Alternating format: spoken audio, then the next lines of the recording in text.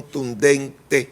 Hoy pues nos visita el secretario de Asuntos Agropecuarios, miembro de la Dirección Central de la Fuerza del Pueblo, un político a capa y espada, economista, este hombre de todo. Con él podemos hablar no solamente de política, sino de agropecuaria, de economía, de todo, un todólogo, el señor Héctor Acosta. Antes le vamos a invitar a que nos sintonicen a través de nuestro canal de YouTube, José Manuel Mesa TV, nuestro Instagram, José Manuel Mesa TV, todo junto. Ayúdenos a seguir creciendo, vamos por más, avanzamos. Buenas noches, señor Héctor Acosta. Buenas noches, hermano José Manuel. Gracias por invitarme una vez más a tu programa y, por supuesto, siempre mandarle un saludo cariñoso a todos los amigos televidentes, especialmente a las productoras y productores nacionales que producen el alimento que nos comemos cada día. Así es. Estamos a tu orden. Entonces vamos con la agropecuaria. A propósito del hambre, aquí todo el mundo tiene la barriga llena. Y si aquí todo el mundo tiene la barriga llena, es porque los campos están florecidos de alimentos. Hábleme cómo está el sector agropecuario en estos momentos. Sí, interesante oír la previa de ustedes en el programa con relación a la declaración de hambre cero por parte de la FAO en el país, conjuntamente con el gobierno.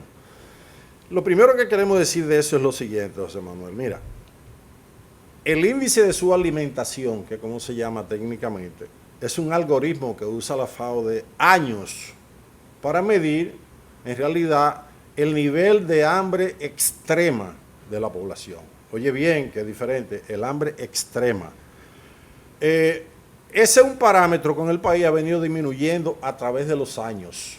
Para que tú tengas una idea, el gobierno del PRD, con el presidente Hipólito Mejía a la cabeza, le entregó al presidente Fernández, cuando asumió el poder por segunda vez en el 2004, ese índice en 27. Y el gobierno del presidente Fernández lo redujo a 16. De manera que ha sido un esfuerzo del país en su conjunto, de todos los gobiernos, contribuir, porque el país se ha ido desarrollando, a que la gente cada día tenga menos hambre. Ahora bien, ¿de qué se alimenta ese índice de la FAO? Ese índice se alimenta de dos factores principales. Uno es la encuesta de hogares que realiza el país. ¿Quién realiza esa encuesta de hogares? La ONU, la Oficina Nacional de Estadística, la ONU, y realmente tú sales y haces una investigación y preguntas qué hogar ha visitado la ONU para esa encuesta, y no te encuentras con un solo hogar que lo haya hecho. El segundo componente de eso, José Manuel, es el nivel de producción agropecuaria de los diferentes rubros en el país. ¿Y qué pasa? Que la información que el propio presidente de la República ha dicho sobre el sector agropecuario en diferentes renglones, desde el Congreso Nacional en sus rendiciones de cuentas, no se corresponde con la realidad de la producción nacional. La realidad de la producción nacional es que ha ido disminuyendo sustancialmente y que los sectores productivos, casi todos, especialmente los más pequeños, los más vulnerables, o están en una situación crítica o han ido a la quiebra los pequeños productores por diversas razones, y los niveles de producción de la mayoría de los rubros han ido descendiendo. Algunos rubros en que somos autosuficientes y podemos producir hasta más de lo que necesita el país, nos hemos mantenido con sus crisis debido a la falta de planificación de este gobierno, como es el caso del pollo y del huevo, que podemos producir mucho más de lo que necesitamos y de lo que se puede exportar en este momento, que se está exportando algo hacia Cuba y algunas islas. Pero en el resto de los sectores, si tú coges la habichuela, estamos en la producción que en el Valle de San Juan, por ejemplo, siempre era del orden de los más de 500,000 quintales de habichuela, hasta 800,000 quintales llegamos a producir. El año antepasado fue de 60,000 quintales, debido a la presencia de un trips que le hizo daño a la habichuela.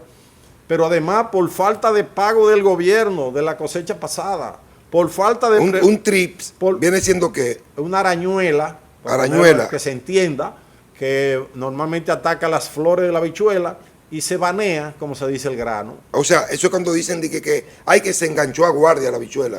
Eso. Eso es lo que provoca eso. Es un término popular muy es para que la gente sepa, ¿verdad? Claro, claro. Pero la gente sabe lo que es banearse una vaina de habichuela. Y mira, la producción de banano ha descendido sustancialmente en el país. ¿Debido a qué? A la presencia de una enfermedad, el ácaro bronceado del banano, que se detectó en el 21, lo denunciamos varias veces, advertimos al gobierno desde la Fuerza del Pueblo, no se le puso caso, se diseminó en todo el país y afectó la producción de banano, que tuvo una reducción tanto en producción como en exportación. Tú sabes que el banano es, junto al cacao, los dos principales rubros de exportación del país. Eso fue provocado por un ácaro. El ácaro bronceado del banano. Pero que, oye, es que el gobierno esconde todo. Eso pasó con la peste porcina africana, que la escondieron hasta que se expandió a todo el país. Eso está pasando ahora mismo con un molusco que se llama el caracol gigante, que apareció en los campos de golf del este en el 2015. Se estuvo tratando de controlar con la cancelación de todos los técnicos que tenían que ver con los sistemas de protección fitosanitario del país. Por parte de este gobierno. La cancelación de esos técnicos es que ha provocado toda esta pandemia. Pero, oye, yo te empiezo a mencionar enfermedad y plagas que han entrado al país, porque, José Manuel, esos técnicos son los que llevan el control y vigilancia fitosanitario en puertos, aeropuertos y fronteras. Y fueron cancelados por este gobierno. Y se mantienen cancelados la mayoría. Y eso, oye, ese caracol que te digo, apareció en el este. ¿Tú sabes dónde fue reportado ya recientemente? En Peravia, aquí en Baní. En Baní. En Baní. Y se dice que ya se está expandiendo a la zona altamente productiva del Cibao Central, el noroeste y el nordeste. ¿Y qué provoca eso? Bueno, ese molusco ataca a más de 250 de especies de plantas y vegetales. Ese se come todo. No, pero nos vamos a quedar sin hortalizas, sin nada, no vamos a quedar sin nada. Pero José Manuel, eso lo estamos denunciando desde que este gobierno asumió el poder. ¿Y qué dice el gobierno de eso? Pero mira lo que pasó con el mango. Tú sabes que cancelaron las exportaciones de mango hacia Estados Unidos. Sí, está cancelado. El gobierno de Estados Unidos. Así es. ¿Y a qué se debió? A que hay una mosca que se introdujo al país por falta de los controles fitosanitarios, apareció en el este, se fue expandiendo. Eso lleva un protocolo internacional establecido de trampeo, se le llama trampeo, que se pone en trampa a cierta distancia. Esas trampas se le pone una feromona, que hay que echarle agua todos los días, para que atraiga las moscas y se metan ahí, y ahí se controlan, se matan, se queman. Ahí. No, se queman, después se eliminan. ¿Ok? ¿Qué ha significado para los técnicos de mango? Los técnicos que llevaban ese sistema fueron cancelados. Lo cancelaron, y lo que no le debían más de 8 meses. ¿Qué pasó? Que entonces las exportaciones de Estados Unidos fueron advirtiendo a Estados Unidos también, además de la Fuerza del Pueblo. Esa fue pasando el nivel de infestación de la fruta que se exportaba allá, desde que pasa de más de 0,5% el nivel de infestación. Suspenden la exportación. ¿Qué ha significado para los productores de mango esta decisión de Estados Unidos? Bueno, tuvimos la suerte que la vinieron a suspender cuando más o menos el 80% de la cosecha ya había pasado. Sin embargo, el resto de la cosecha no había pasado. Se restringió para Estados Unidos, pero le ha puesto la alarma a los demás países que exportamos. Nosotros exportamos el mango más o menos a 4 destinos importantes. Uno es el Reino Unido, la Unión Europea, que recibe más o menos el 41 a 47%, Estados Unidos el 25%, el Reino Unido un 21% y Canadá un 4%. Pero Estados Unidos es un espejo. Por supuesto. Esos países ven que Estados Unidos suspende y eso despierta una alarma. Por supuesto. Entonces, retornando a tu pregunta inicial, José Manuel, los dos componentes, la encuesta de hogar, que realmente no creo en las encuestas de hogar que le suministraron a la FAO para esa información, lamentablemente, porque no he visto un hogar que se haya encuestado para saber qué comen, qué no comen. Y en segundo lugar, el nivel de producción no es verdad la cifra que le han dado tampoco, lamentablemente. Yo creo en la FAO como un organismo serio, responsable, con profesional y acabado, que sabe elaborar una información, pero quien le suministra la información para eso son los gobiernos, lamentablemente. Y si este gobierno... Y ellos no tienen cómo contactar. Si este gobierno, el propio presidente, le da informaciones al país desde la Asamblea Nacional que no se corresponden con los niveles de producción, imagínate tú. De manera que ese es el tema. Ahora, para que se entienda, el hambre cero es cuando 2.5% o menos de la población de un país está recibiendo la energía mínima necesaria para poder vivir. ¿Estamos entendiendo? No es que se le elimine el hambre, mínima para poder vivir, y ahí no está incluida la proteína. Estamos hablando de energía, fundamentalmente, víveres y cosas de eso, para poder vivir. Ahora, en el mismo informe que el gobierno se ha ufanado tanto en publicitarlo, que hambre cero y que demás, la propia FAO dice que tenemos alrededor de 4.7 de millones de dominicanos en estado de inseguridad alimentaria. Porque la seguridad alimentaria no es hambre extrema. Entonces hay una Aquí se sigue con el informe. No, lo que pasa es que, te explico, hambre cero es cuando nada más 2.5 de la población de un país o menos es la que no recibe la energía diaria mínima para poder vivir. Pero eso no significa que tú no pases hambre, porque el hambre y la seguridad alimentaria tienen muchos otros componentes. O sea, tú tienes que tener alimentos suficientes, alimentos en condiciones de alimentación adecuada, tienes que tener los recursos para adquirirlo, una serie de cosas que realmente 4.7 millones de los dominicanos no tienen acceso. Pero además de eso, José Manuel, vi que pusiste ahí un video de una señora en estado de desesperación. Si el gobierno tiene interés en saber qué piensa la población de esa información que él dio, que mande el representante de él a los barrios pobres. Eso es fácil. Y que pregunten. Eso es sencillo. Venga, y es verdad que aquí no hay hambre en esta zona. Ahora que vayan con militar y cosas, que pueden pasar un mal momento. Sí, porque la gente con hambre... No, la gente con hambre... Eso es peligrosa. Oye, acuérdate lo que pasó con la poblada del presidente Jorge Blanco. Sí, eso la es peligrosa. gente cuando llega un momento de desesperación, que lo aprietan demasiado, explota. Explota. Y es muy peligroso para el país. Pero, José Manuel... Entonces, el panorama que usted ha pintado del sector agropecuario con toda esta pandemia que prácticamente harán colapsar por completo el sector agropecuario, ese panorama, ¿qué hacemos?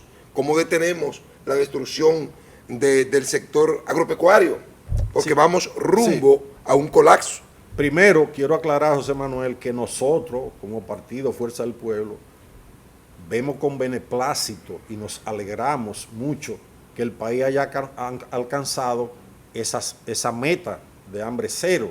Lo que queremos sí ilustrar a la población que no confiamos mucho en las informaciones que se han suministrado para hacer el cálculo. Y hemos hecho la explicación de qué significa eso, que no es que no haya hambre. Aquí el hambre está más elevada que en todos los gobiernos de los últimos tiempos. Y entonces ahí usted está haciendo como un maniqueísmo medio raro. Usted está de acuerdo con el informe, pero... No, con la metodología que utiliza la FAO, que eso es un algoritmo de hace muchos años. Pero yo no puedo estar de acuerdo con la FAO si la FAO se dejó comprar o vender, se le vendió al gobierno, porque la FAO tiene que tener mecanismos para introducirse a los pueblos y ver en realidad si la información que le están dando es falsa o es verdadera. Yo supongo que con este tipo de información que estamos dando en la opinión pública, y que no le he dado yo solamente, mucha gente se ha referido al tema, la FAO pudiera hacer una investigación propia, más o menos. Eso es lo que yo digo. Aleatoria, al azar, de ver si realmente eso se corresponde. Yo me opongo a la declaración de la FAO y me opongo a la declaración del gobierno. ¿Por qué? Porque donde yo vivo, miro a la derecha, miro a la izquierda, miro al frente, cuando miro para atrás, hay hambre por donde quiera. Entonces algo anda mal. Algo anda mal. Eso es así. Entonces, yo no estoy hablando mentiras. Sí.